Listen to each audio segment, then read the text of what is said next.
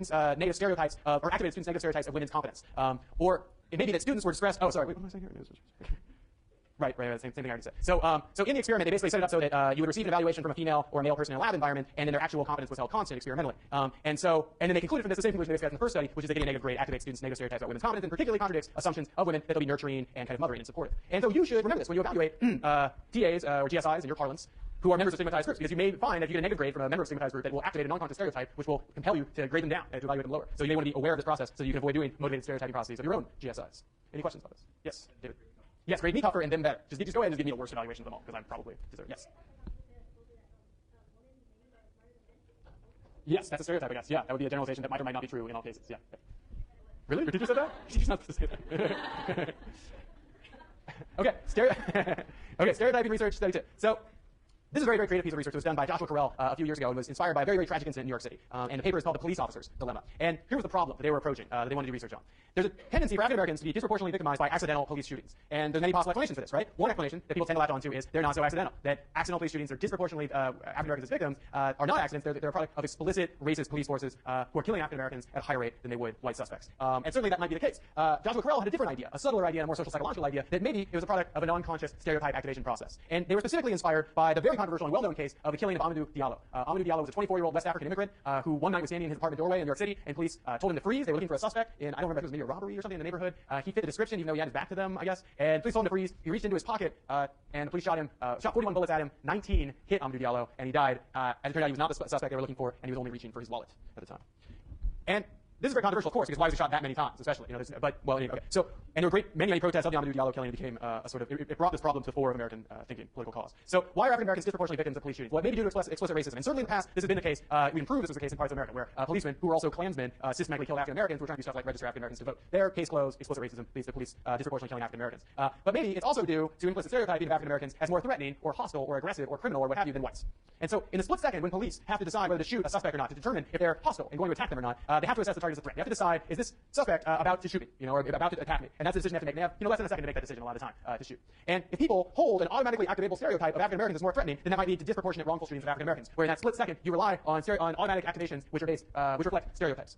And perhaps these non-conscious stereotypes are part of the reason that African Americans are disproportionately victims of police shootings. So what Carell et al. Did, and this is I think intuitive, they designed a video game, right? That's what you would do, right? You designed a video game. So Carell et al. Did that. Actually, they designed a video game to study this. And in the game, the players would be people like you, undergraduate students at some university, basically play the role of being cops. And they had to decide whether to shoot or not shoot a series of suspects. And then these suspects were either African American or white, and they were either holding guns or other objects. It's actually a lot like those games with a gun, with a plastic gun. You have to shoot the people, and then you accidentally shoot the hostages, and then you lose points and stuff, and then you just keep shooting hostages because it's more fun to just shoot everybody, whatever. So, okay. So in the so there's four types of people, four types of targets. You have to decide whether to shoot them: whites, African Americans, who are or not actually threatening. And then they literally actually did have some of the white and African American suspects holding wallets, which is sort of intense. So in the first study, they had entirely white participants, and they tended to make the correct decision to shoot decisions to shoot actually threatening targets faster if that suspect was African American. So for the correct positives, for like true positive decisions, yes, I'm shooting somebody who is a threatening target. They were able to do it faster if the target was African American, possibly because it's easier, or it was the perception of an African American target as aggressive or hostile or threatening was facilitated by the non-conscious stereotype. And then they made the correct decision to not shoot faster if the suspect was white and slower if they're African American. So sort of like aiming a target, oh, they're African American, oh, okay, then they must be guilty, and if they actually are guilty, they'll get it right faster.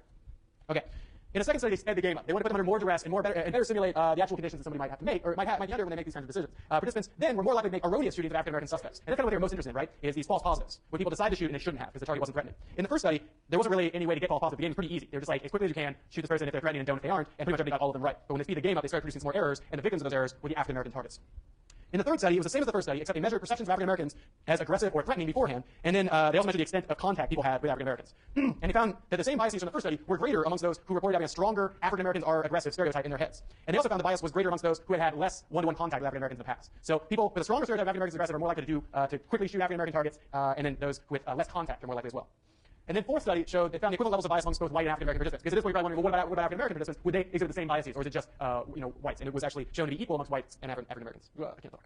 Okay, so some conclusions coming out of the stereotyping research were stereotypes of African Americans as threatening may help explain police shootings of innocent African Americans, and also the effects of the stereotype are shared amongst whites and African Americans, but also the extent of contact with African Americans can undermine this bias, presumably because it is really true, and so if you had more personal experience with people, it would undermine that stereotype and reduce automatic activation of it. I'm almost certain I know what you're going to say. I'll answer your question one second. I think I know what you're going to say. And this was recently replicated amongst a group of police officers. Because one of the first criticisms you always get whenever you do experiments on undergraduates is undergraduates are not normal people, right? What's up with that? And no one else would be anything like undergraduates when you from 18 to 22 or older undergraduates are fundamentally different people. They go into some sort of warp zone where they act different than everyone else in the world, and then they come back out of it and become normal. So this is an assumption that's often made about these kinds of studies, and so they replicated it with police officers. And there's a specific reason, not just undergraduates are weird or whatever, to want to do this with police officers. Police officers are trained to do well on this, right? They're trained, for years really to get these kind of things right. And there were specifically some police officers were like, look, we wouldn't do that. We're trained to not do that. So then they replicated the study with a sample of police officers, and they got the exact same findings. Okay, your question, which I want to guess what it is, but. Okay. Uh-huh. Right.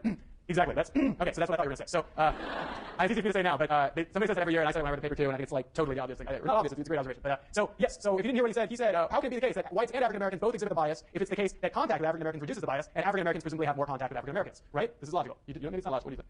You lost? Bias is like disproportionately. Wait, in this case, it's shooting one group more often than the other group in this game. You know?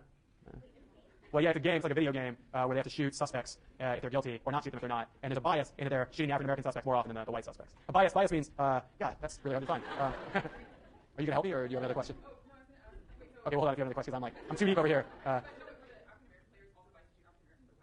No, the African Americans exhibited the same bias. Whatever that means. Yes, the African American participants in the study exhibited the same bias of shooting African American targets more often than whites. A bias is when you do something more towards one group of people than towards another. Yeah. What?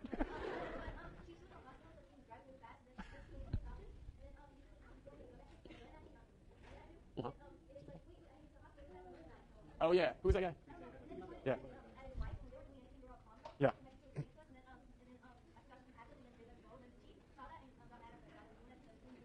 I did hear about that story. I did. And I do think the case of Stereotypes is an excellent example. But we don't remember the name of the football player, so we can't tell the story to all of you. There was this football player. He's a football player, and he was pulled over by. I'm telling you the story that she was told me. So he was pulled over by the police, and he said he was on his way to the hospital because he had a sick person in the hospital in his family. And he was telling stepmom, thank you. He was telling the truth, and the policeman didn't believe him. And so when he finally got to the hospital, his stepmom had passed away. It's a very sad story.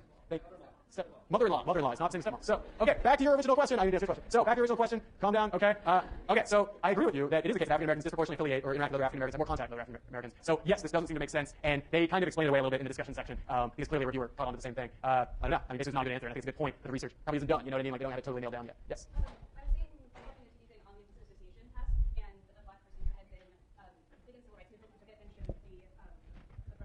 Right. Was it Jesse Jackson? Okay.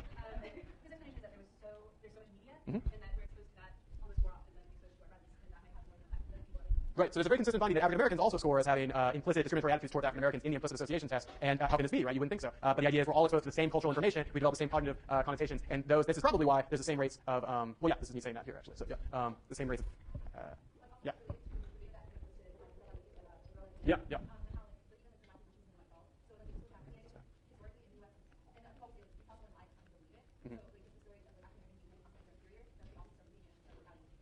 Right, so exactly. The Clark Bell experiment and the Girl Like Me video that you all hopefully all watched are good examples of how even sympathized groups can come to endorse negative stereotypes and disadvantage them. So at this point, we should probably try to get these exams back to you. There's going to be, no, not exams, sorry. That's why you're all doing that. I understand why you're doing that. I'll take that question just a sec. Rob. Yeah. Okay, okay, so let's hand them back. Is it raining? Does anybody know?